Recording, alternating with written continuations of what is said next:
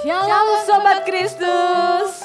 Kita jumpa lagi di ibadah anak Sekolah Minggu GKT 3. Hari ini ibadah kelas tengah hingga pra-remaja akan ditemani oleh Kak Dia, Kak Gaby, dan Kak Rina. Senang sekali kita memasuki edisi spesial kemerdekaan bangsa Indonesia. Selama bulan Agustus ini, ibadah anak online kita akan bernuansa Indonesia. Segala sesuatu yang berhubungan dengan Indonesia. Sobat Kristus, Indonesia memiliki dua lambang negara, yakni Sang Saka Merah Putih dan juga burung Garuda. Sang Saka Merah Putih melambangkan keberanian dan kesucian, sedangkan burung Garuda melambangkan kejayaan. Pada dada burung Garuda terdapat perisai lambang 5 dasar negara Indonesia, yakni Pancasila. Kalian pasti tahu, bahkan hafal sekali kelima dasar negara kita. Hebat sekali, sebagai anak bangsa, kita wajib mencintai bangsa kita dimulai dengan mengenal 5 dasar negara kita, yaitu Pancasila.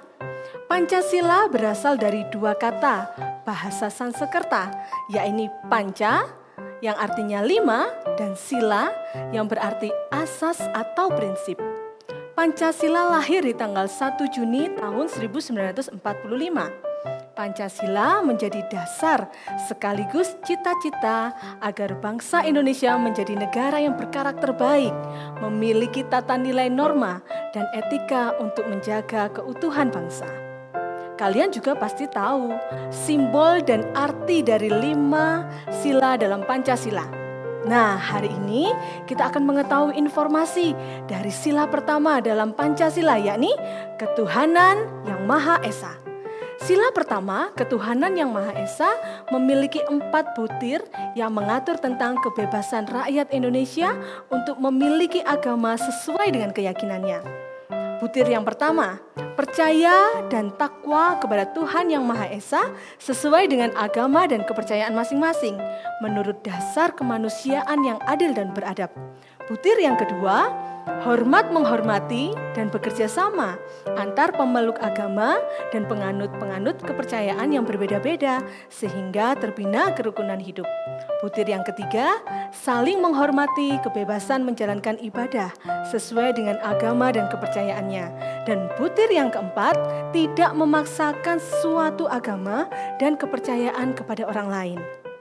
Sobat Kristus, para pendiri bangsa Indonesia telah menetapkan dasar-dasar yang penting agar bangsa dan negara tercinta Indonesia tetap bisa bersatu sekalipun rakyatnya berbeda-beda. Dan Tuhan telah memberikan anugerah kemerdekaan terhadap bangsa kita sehingga kita tetap dapat mempertahankan Pancasila sebagai dasar bangsa kita. Kita adalah generasi masa sekarang dan masa depan bangsa ini. Maka marilah menjadi generasi yang selalu menjunjung tinggi Pancasila dengan cara menghargai dan membanggakannya. Mari menjadi generasi cinta bangsa dengan prestasi dan keahlian kita. Terus tekun berusaha dan berjuang. Majulah dan tak gentar menjadi generasi cinta Indonesia, sebab aku cinta Indonesia. Nah, apakah kalian sudah siap untuk hari ini beribadah kepada Tuhan? Coba, Sobat Kristus yang sudah siap beribadah dari rumah, Kak Dia akan ajak adik-adik untuk bangkit berdiri dan kita akan melakukan yel-yel seperti ini. Saya, generasi cinta bangsa, siap beribadah pada Tuhan. Sekali lagi ya, Kak Dia kasih contoh ya. Saya generasi cinta bangsa, siap beribadah pada Tuhan. Kita lakukan bersama-sama ya. 1, 2, 3. Saya generasi cinta bangsa, siap beribadah pada Tuhan. Mantap. Wah, pasti kalian semakin bersemangat sama seperti kami yang ada di sini. Oke Sobat Kristus, kita akan bersukacita dan bersemangat memuji Tuhan hari ini. Tapi sebelumnya kita akan berdoa dulu. Mari kita lipat tangan dan tutup mata. Kita berdoa. Bapa di dalam surga, kami mengucapkan syukur dan terima kasih ya Tuhan. Karena hari ini Tuhan kembali memberikan kepada kami kesempatan untuk memuji dan memuliakan nama Tuhan. Kami siap Tuhan untuk memuliakan Tuhan. Kami siap untuk menaikkan pujian-pujian bagi kemuliaan nama Tuhan. Kami menyerahkan ibadah sekolah minggu hari ini ke dalam tangan Tuhan dari awal sampai pada akhirnya. Kiranya Tuhan menolong, Roh Kudus memberikan kepada kami sukacita dan semangat untuk bisa menikmati sekolah minggu hari ini. Terima kasih Tuhan. Kami berdoa, kami bersyukur di dalam nama Tuhan Yesus. Haleluya. Amin. Nah, Sobat Kristus di rumah, apakah kalian sudah siap memuji Tuhan? Siap. Yuk, dengan penuh semangat kita mau bangkit bagi Yesus dan memuliakan namanya. Kita akan menaikkan lagu Hai Bangkit Bagi Yesus, sebuah lagu ajakan bagi kita generasi bangsa untuk terus berjuang, memuliakan dan memberitakan cinta Tuhan kepada semua bangsa dan semua suku bangsa yang ada di Indonesia. Mari nyanyikan dengan penuh semangat, siap mengangkat panji raja dan memuliakan namanya. Kalian boleh bertepuk tangan. Hai bangkit bagi Yesus, pahlawan salibnya. Anjungkan panji raja dan jangan menyerah. Dengan semakin jaya Tuhan ku ikutlah, sehingga tiap lawan berlutut menyembah. Hai bangkit bagi Yesus, mohon kuasanya. Tenagamu sendiri tentu tak cukuplah. Kenakan perlengkapan senjata Roh Kudus, berjaga dan berdoa supaya siap terus. Berjaga dan berdoa supaya siap terus.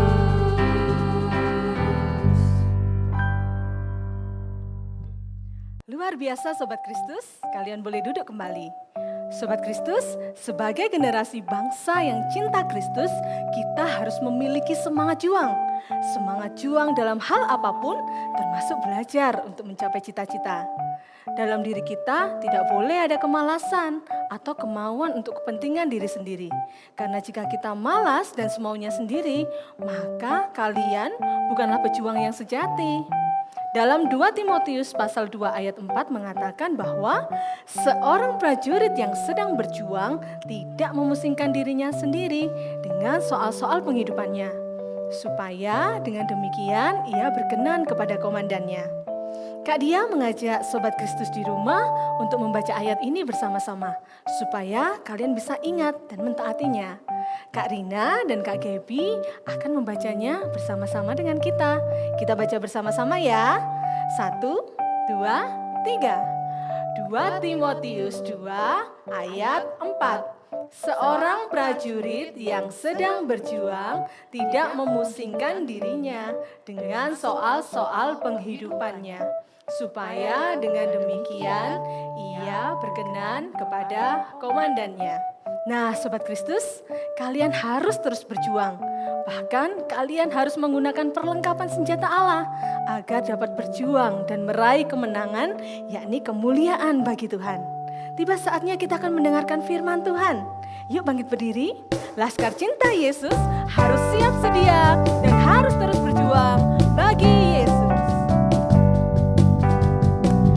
Kita nyanyikan lagu ini dengan penuh semangat dan dengan sukacita.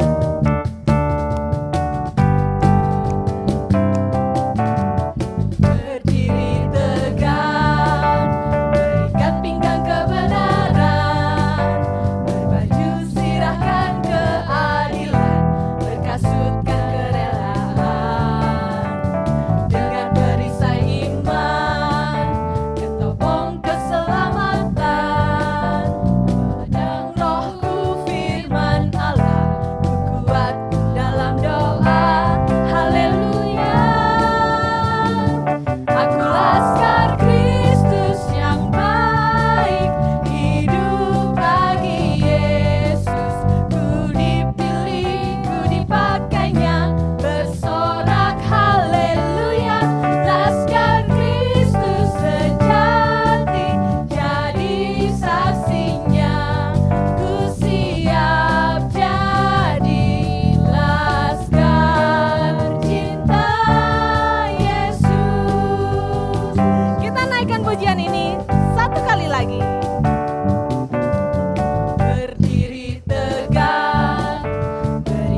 berpegang kebenaran, berbaju sirahkan keadilan, berkasutkan kerelaan, dengan perisai iman, ketopong keselamatan, pedang roh firman Allah, kuat dalam doa. Haleluya.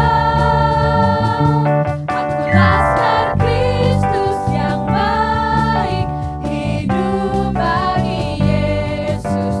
Ku dipilih, ku dipakainya, bersorak haleluya.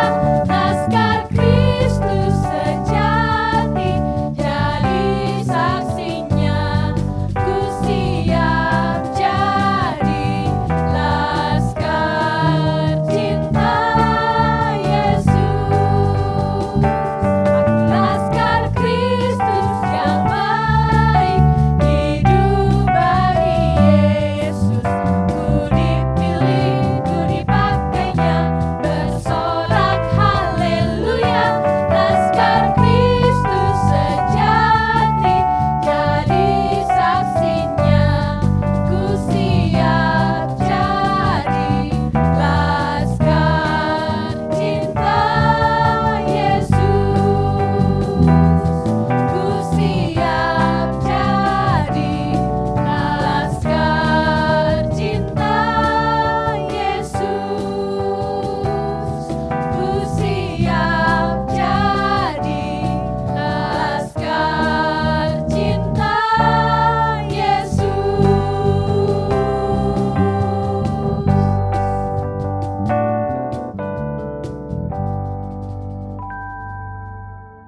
Sahabat Kristus, kita akan mendengarkan firman Tuhan. Kita akan berdoa terlebih dahulu. Mari kita berdoa. Kami mengucap syukur kepada Tuhan, karena Tuhan boleh memberikan kami kesempatan-kesempatan untuk belajar, kesempatan-kesempatan untuk banyak melakukan sesuatu. Karena kami tahu bahwa apa yang kami kerjakan, pada saatnya Tuhan akan memakai itu untuk kemuliaan nama Tuhan. Hari ini kami akan belajar firman-Mu. Tuhan berkatilah setiap kami, berkatilah sobat-sobat Kristus yang ada di rumah, supaya mereka boleh diberkati melalui firman Tuhan. Di dalam nama Tuhan Yesus, kami sudah berdoa. Amin. Sobat Kristus, ada yang tahu kah arti kegunaan topi? Nih, loh saya ini pakai topi, tapi ini topi khas dari Pulau Sulawesi.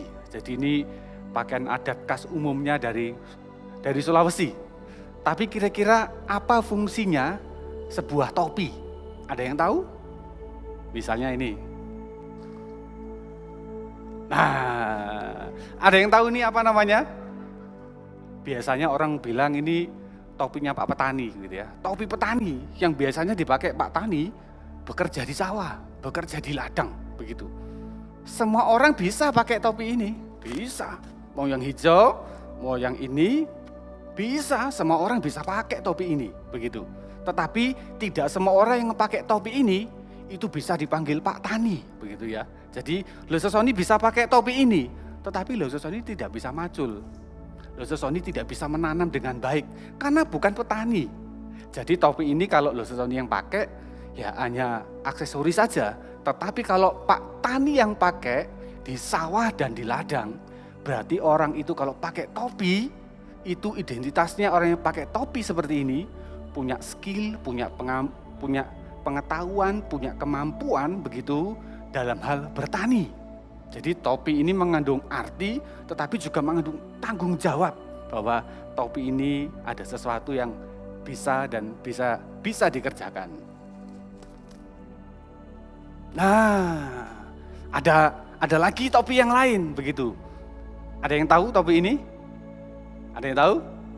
Biasanya kalau orang-orang itu atau kita manggilnya itu fire helmet atau helm pemadam kebakaran.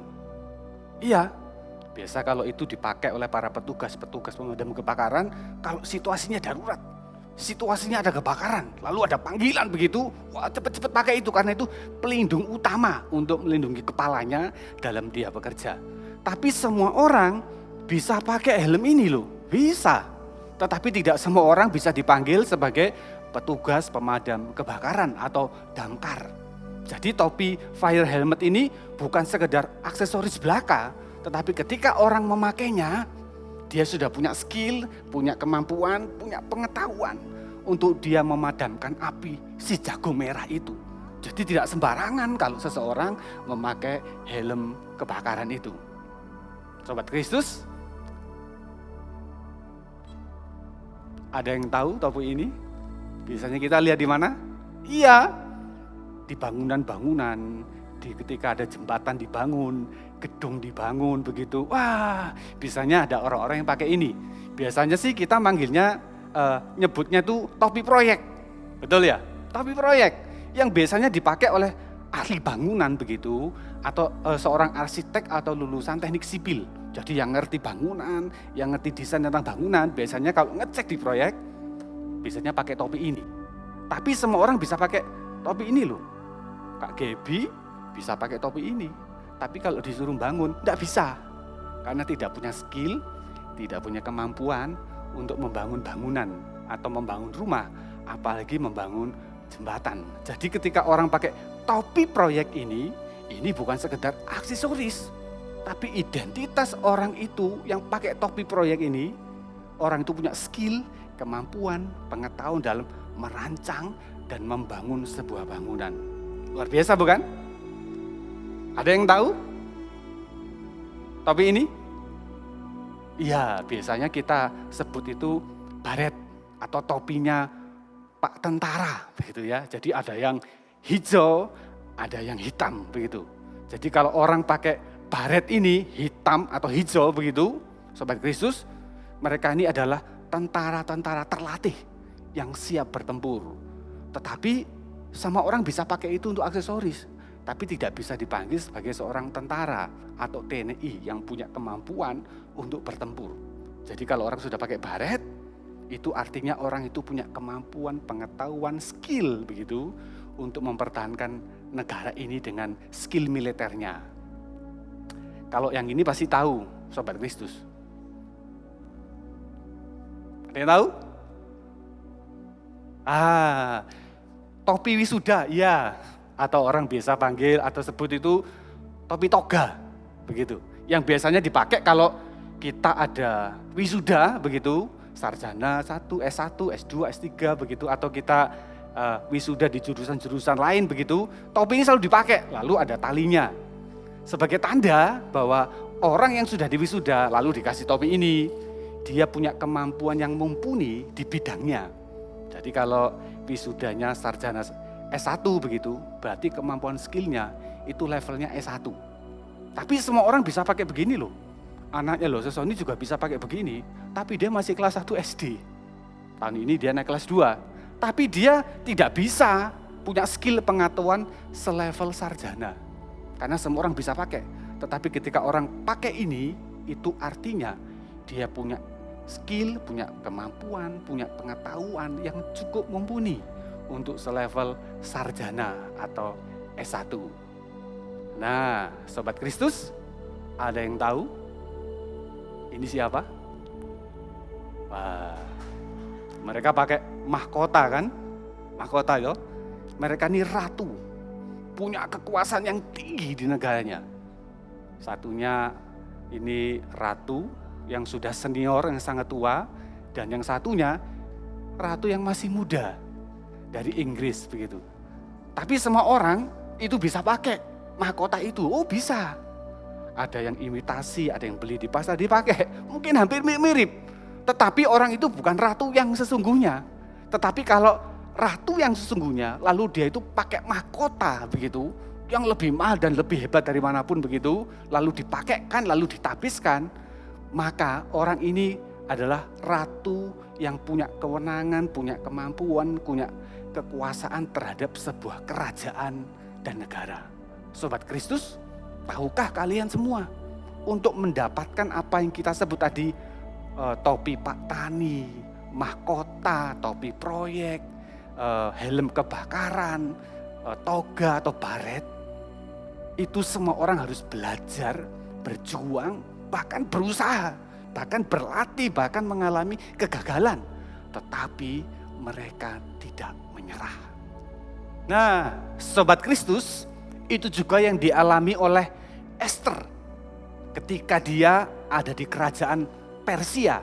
Kalau sekarang itu namanya negara Iran. Jadi Esther hidup tahun 486-465 sebelum Masehi. Esther bukanlah orang asli kerajaan Persia, tetapi orang Israel atau orang Yahudi atau umat Tuhan yang berhasil menjadi seseorang dengan kedudukan yang sangat tinggi. Kisah ini kurang lebih 500 tahun sebelum Tuhan Yesus lahir. Ratu Esther ada di kerajaan Persia, ada di negara Iran, itu bersama dengan pamannya Mordekai. Gimana kisahnya ya? Kok sampai Esther ada di negara Persia? Kenapa Esther berada di sana? Gimana kisahnya? Jadi Yerusalem itu ditaklukkan oleh kerajaan Babil waktu itu. Lalu orang-orang Israel itu dibawa ke Persia. Salah satunya adalah Mordekai dan juga Esther. Dan beberapa orang Israel dibawa ke sana. Mordekai dan Esther satu kelompok ikut di dalam orang-orang Israel yang dibawa ke tanah pembuangan. Kenapa Esther kok ikut Mordekai? Orang tuanya Esther sudah dipanggil Tuhan. Maka otomatis Mordekai yang merawat dan membesarkan Esther. Wah, Sobat Kristus, di manakah kisah petualangan Esther itu dimulai? Esther pasal 2 ayat 2 itu dimulai bahwa Raja Ahasiweros mencari permaisuri untuk mendampingi raja. Ya, raja memerlukan seorang ratu dalam memerintah kerajaannya. Maka mulailah para pegawai istana mengumpulkan seluruh gadis yang di seluruh negeri Persia. Dan pastinya jumlahnya bukan puluhan, ratusan gadis dibawa dan dikumpulkan dan diseleksi untuk menjadi permaisuri Raja Ahasiweros. Semua gadis yang terpilih dikumpulkan untuk dikarantina di benteng Susan, di mana istana raja itu ada, di mana Ahasiweros dan seluruh keluarganya itu tinggal.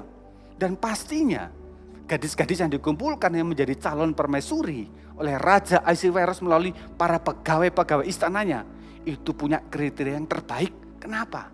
Karena itu diberikan untuk raja. Kriterianya seperti apa ya? Kitab Esther mencatat bahwa selama 12 bulan calon-calon permaisuri ini dikarantina di istana raja. 12 bulan. Selama 12 bulan juga diberikan wangi-wangian sebelum nanti menghadap raja dan dipilih oleh Raja Ahasiweros. Dan ketiga, selama 12 bulan dididik oleh pengawasan Hegai, penjaga permaisuri untuk Raja Ahasiweros. Dan pastinya bukan hanya tidur, makan, mandi. Tetapi selama 12 bulan belajar aturan-aturan kerajaan, etika di depan raja, sejarah kerajaan Persia, bahasa-bahasa dan pengetahuan-pengetahuan penting yang lainnya sesuai jabatannya sebagai seorang ratu kerajaan di negara Persia. Apakah Esther tiba-tiba ikut atau spontanitas sehingga ia terpilih bersama gadis-gadis lain sebagai calon ratu di kerajaan Persia? Perlukah ia persiapan matang dan rencana-rencana yang matang? Ataukah ia hanya untuk kepentingannya sendiri? Kitab Esther pasal 2 ayat 9 dan ayat 15 mengatakan Esther adalah gadis yang sangat baik. Setiap orang yang bertemu dengan Esther dan melihat Esther itu menimbulkan kasih sayang yang luar biasa sehingga melihat karakter Esther sangat baik. Artinya Esther sejak kecil terdidik dan belajar bagaimana ia punya karakter dan sikap yang berkualitas baik untuk dirinya ataupun dalam pemandangan orang lain. Luar biasa bukan?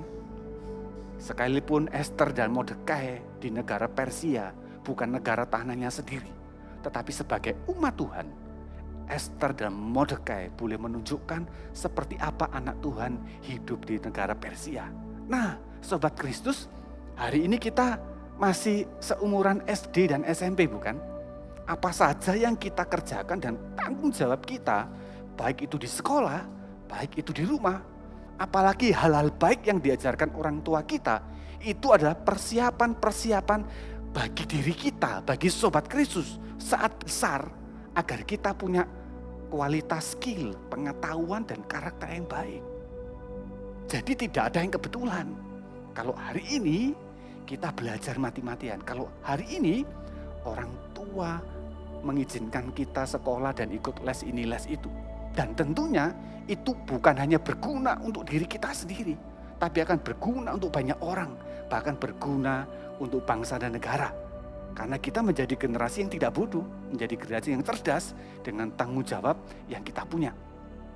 Kitab Ester mencatat kembali bahwa setelah 22 bulan lebih di karantina, Ester pasal 2:16, akhirnya tiba saatnya menghadap Raja Ahasiweros.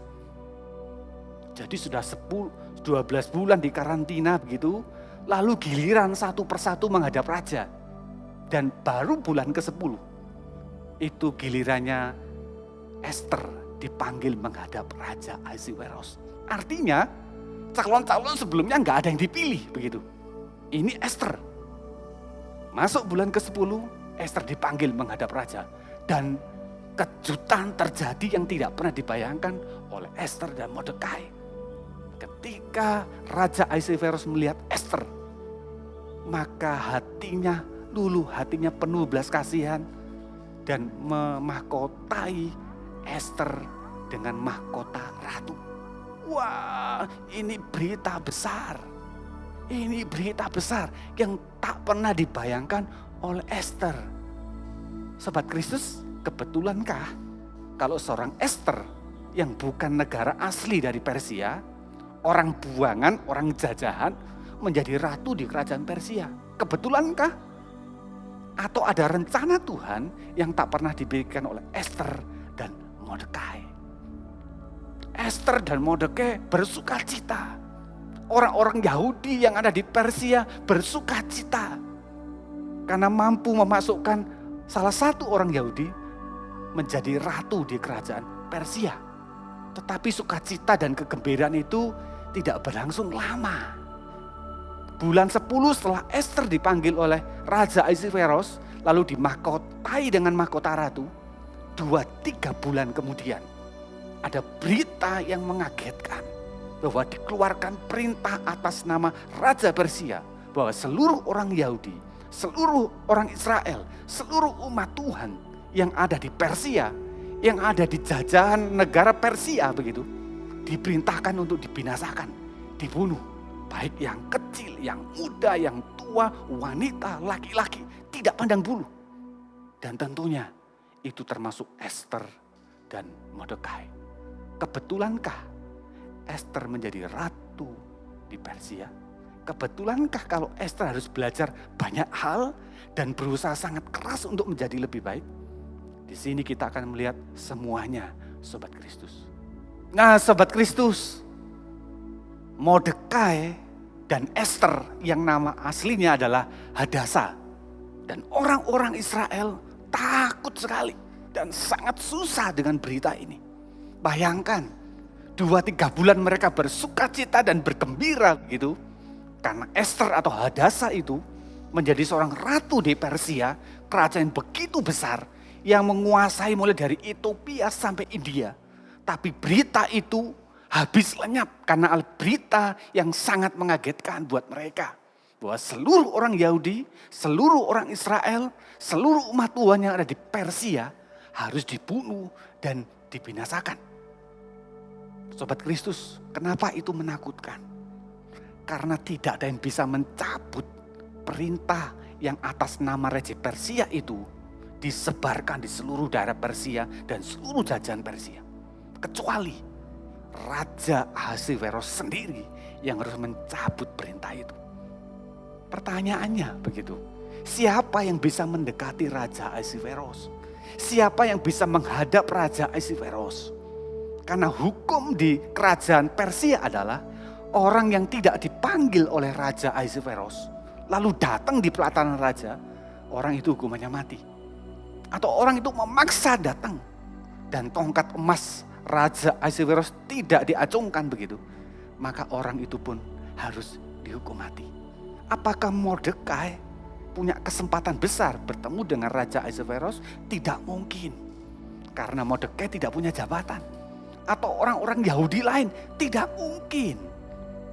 Satu-satunya adalah Ester yang ada di istana raja, di benteng Susan, dan dia dekat dengan raja, dan dia adalah permaisuri atau ratu dari Raja Ahasveros. Lihat kan Sobat Kristus, tidak ada yang kebetulan. Karena Tuhan bisa bekerja dan memberkati dari setiap hidup yang kita kerjakan dan tanggung jawab yang kita kerjakan. Ester tidak pernah membayangkan bukan, bahwa akan ada malapetaka besar ketika dia menjadi seorang ratu di Persia.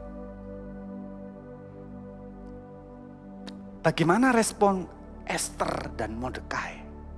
Yang pasti Mordekai itu sangat susah dan berkabung dan berduka. Sehingga dia begitu menangis dan melolong-lolong begitu. Di kerumunan banyak orang dia pakai baju kabung. Untuk menandakan bahwa ada kesedihan besar, ada kesusahan besar, ada kesulitan besar. Dan Ester melihat pamannya sedang berduka.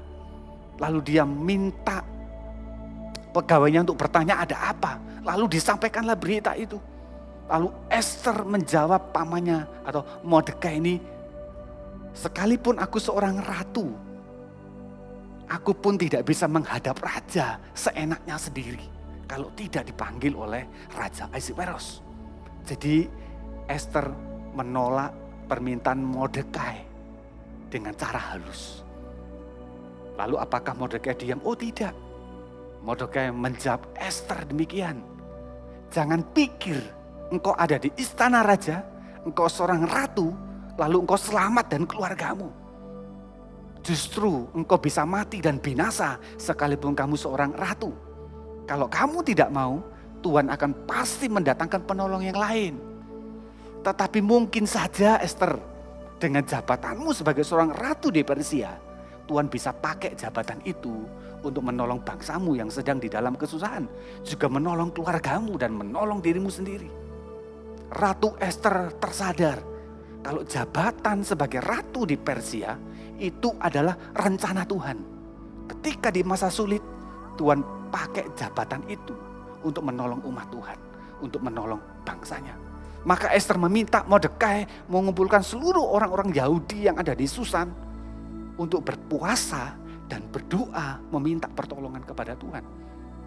Sebelum Ester berencana menghadap Raja Ahasveros.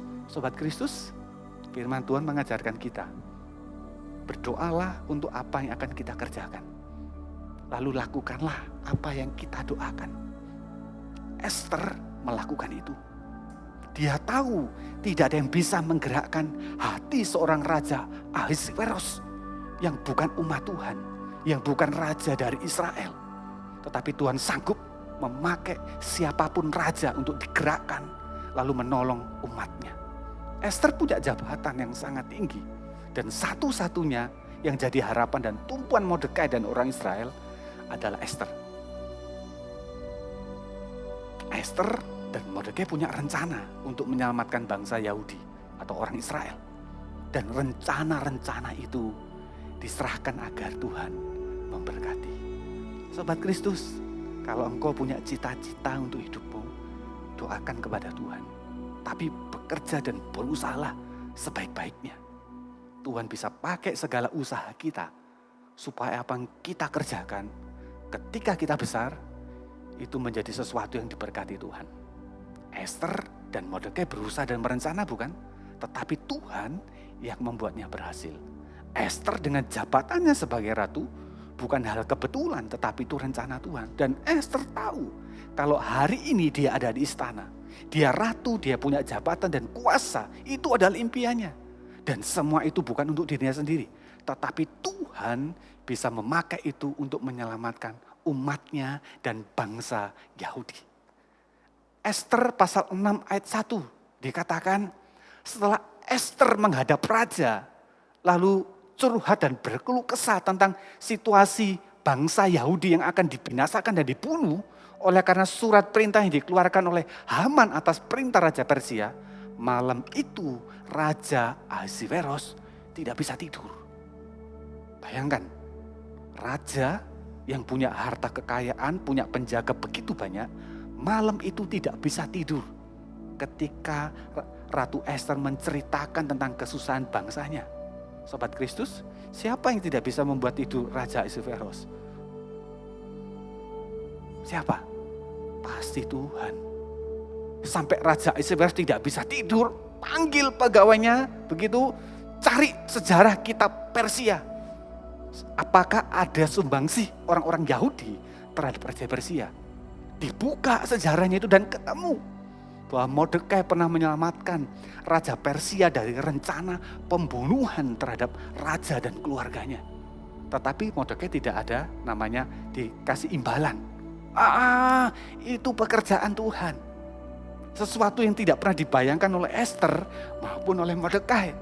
Tetapi Tuhan menggerakkan Raja Persia, raja yang jahat, raja yang sudah menjajah orang-orang Israel begitu, untuk digerakkan dan dipakai oleh Tuhan di dalam rencananya.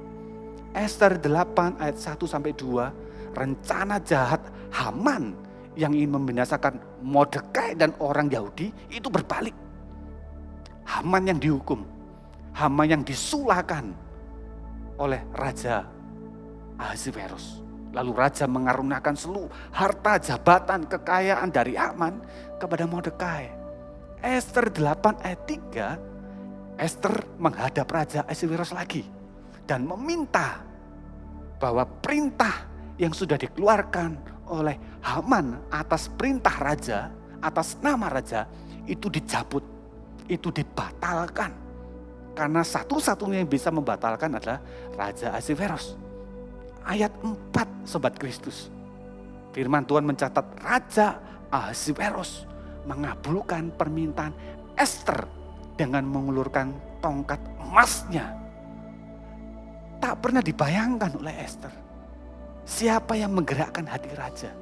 Siapa yang menggerakkan Raja Persia ini untuk membatalkan perintah pembunuhan orang-orang Israel? Tuhan yang punya rencana. Dan Tuhan pakai Ester dan juga Mordekai. Bukankah itu pertolongan Tuhan, Sobat Kristus, yang membuat hati raja tergerak dan tidak bisa tidur lalu melihat jasa Mordekai. Ester dengan kuasanya sebagai ratu dan segala tanggung jawabnya, Tuhan pakai untuk menyelamatkan orang-orang Yahudi, orang-orang Israel dari bahaya pembunuhan. Ester menjalani hidupnya dengan tanggung jawab, berusaha keras mungkin dengan kesempatan-kesempatan yang ia miliki, dan punya rencana buat hidupnya. Dan pastinya Ester mengandalkan Tuhan. Kita semua punya kesempatan-kesempatan untuk belajar kan Sobat Kristus. Sekolah, tetapi kita masih sekolah di rumah. Kita bisa les ini, les itu, les apa saja. Kita bisa belajar dari YouTube tentang pengetahuan-pengetahuan yang banyak. Itu bukan sesuatu yang sia-sia. Kalau membuat hidupmu jadi lebih baik, kalau membuat hidup kita itu menjadi sesuatu yang lebih maju, lakukan itu dengan terbaik. Lakukan itu dengan berusaha keras dan pasti rencana-rencana ketika aku besar mau seperti apa. Tuhan akan pakai apa saja yang kita bisa dan sudah kita usahakan loh. Tidak ada yang kebetulan. Kalau hari ini kita boleh belajar sekalipun di rumah. Tidak ada yang kebetulan ketika seumuran kita hari ini, kita mengalami masa pandemi yang menyulitkan kita. Tidak ada yang kebetulan. Tidak ada yang kebetulan. Semuanya ada di dalam rencana Tuhan, tetapi setiap kita harus mengerjakan kewajiban, tanggung jawab, dan tugas kita masing-masing. Kenapa? Karena Tuhan akan memakai setiap apa yang kita bisa, itu untuk kemuliaan nama Tuhan. Berguna bagi orang lain, berguna untuk keluarga kita, dan bahkan berguna untuk bangsa dan negara kita. Sobat Kristus, syukuri apa yang kita kerjakan hari ini. Syukuri apapun kondisi kita. Karena Tuhan punya rencana-rencana terbaik untuk hidupmu. Tuhan Yesus memberkati. Pastor Sony akan menutup kita di dalam doa. Bapa di dalam surga, terima kasih Tuhan untuk setiap kesulitan, untuk setiap tanggung jawab, untuk setiap kewajiban yang boleh Tuhan berikan kepada kami. Kepada sobat-sobat Kristus di rumah, bahwa apa saja yang hari ini sedang kami kerjakan, itu semua di dalam rencana Tuhan. Pasti Tuhan akan memberkati, pasti Tuhan akan menyertai. Tetapi tanggung jawab kami adalah kami melakukan dengan yang terbaik. Kami berusaha, kami melakukan sesuatu, kami punya impian, kami punya rencana. Dan pastinya kami akan mengandalkan Tuhan. Terima kasih Tuhan, terima kasih. Di dalam nama Tuhan Yesus kami sudah berdoa. Amin.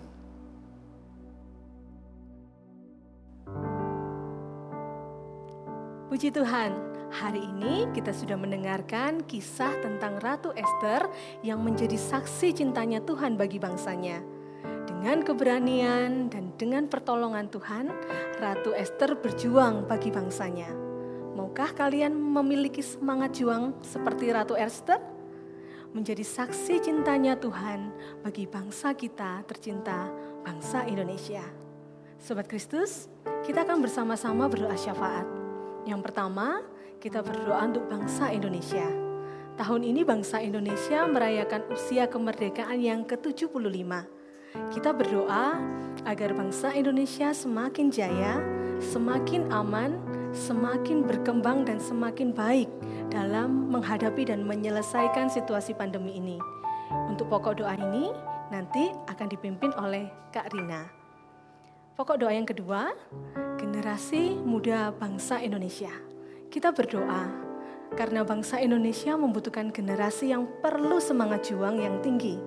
Kita berdoa agar generasi muda, bahkan anak-anak dan remaja, memiliki semangat juang untuk berprestasi dan menjaga diri mereka, bahkan dari pengaruh narkoba.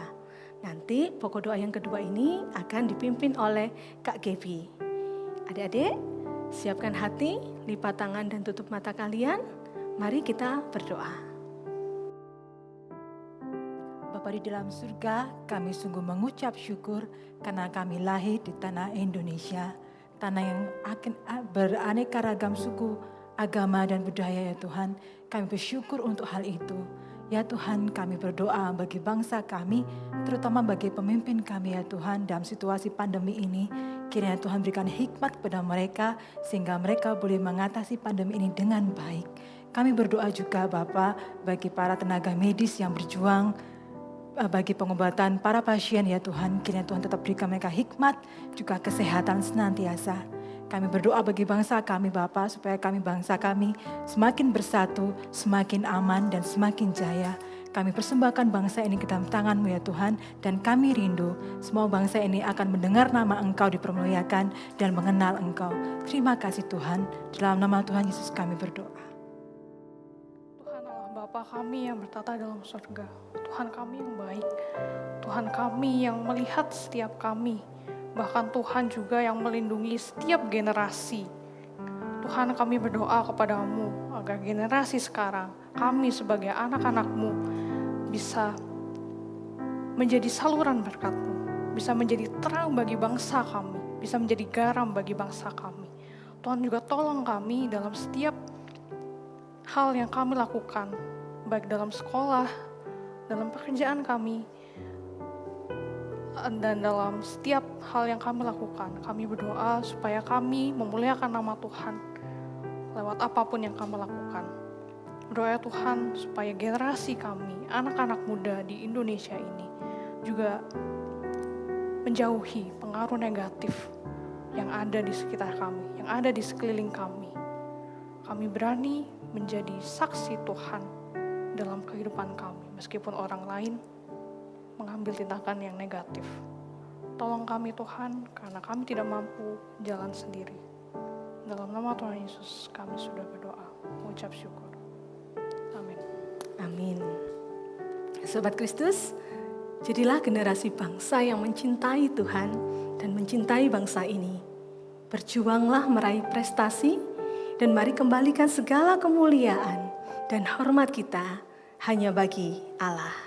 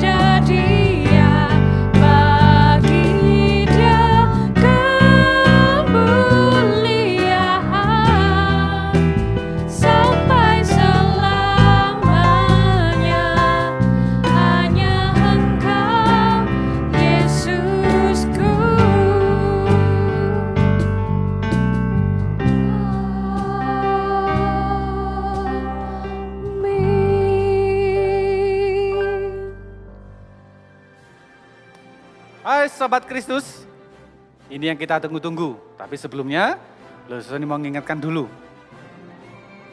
Jangan lupa, di rumah tetap baca renungan harian yang sudah dikasih dari Komisi Anak. Kalau ada yang belum mendapatkan, bisa telepon kantor gereja atau memberitahu Kak Linda supaya bisa mendapatkan buku renungan ini. Ada yang untuk usia dini, tapi juga ada yang untuk SD kelas 1 sampai kelas 6. Tapi yang kelas praremaja 3 pos itu membaca, ada grupnya sendiri di praremaja. Jadi ikut ya, supaya dengan membaca Alkitab, iman kita semakin kuat, iman kita semakin segar. Sobat Kristus jangan lupa untuk follow IG Sekolah Minggu GKT 3. Dan di YouTube channel itu ada linknya IG Sekolah Minggu GKT 3 di dalam description box. Sobat Kristus bisa langsung diklik atau memberitahu kepada teman-teman supaya tahu info-info Sekolah Minggu GKT 3. Yang kedua, pertanyaan atau kuis. Ini sederhana. Lososoni tidak usah ulang sampai 2 kali. Gampang gitu ya, gampang ini. Siap ya? Dalam cerita firman Tuhan tadi, siapa nama asli dari Ratu Esther? Jawaban di IG Sekolah Minggu dengan format jawaban, nama, spasi, pos, dan jawaban. Akan dipilih 3 Sobat Kristus yang jawabannya paling benar. Dan pastinya akan mendapatkan hadiah dari guru Sekolah Minggu. Sobat Kristus, kirim video pendek atau chat WA, pertanyaan-pertanyaan apa saja silakan. Nanti Lososoni akan jawab. Kirim ke Lososoni. Jika ada saran atau masukan-masukan untuk komisi anak atau ibadah Sekolah Minggu, bisa juga kirim via chat ke Lososoni. Nanti guru-guru akan berdiskusi supaya ibadah kita jauh lebih baik. Yang terakhir, jangan lupa memberikan persembahan kepada Tuhan. Kalau mau dalam bentuk amplop, simpan dulu di rumah. Nanti kalau sudah ibadahnya dimulai, Sobat Kristus bisa membawa itu ke gereja dan dipersembahkan kepada Tuhan. Tapi juga bisa transfer via rekening BCA gereja, minta tolong orang tua. Atau Sobat Kristus punya QRIS, yang punya OVO, GoPay, ShopeePay, bisa memberikan persembahan kepada gereja lewat QRIS. Oke, itu saja dari Lososoni. Selamat hari Minggu, Tuhan memberkati kita semuanya. Bye-bye.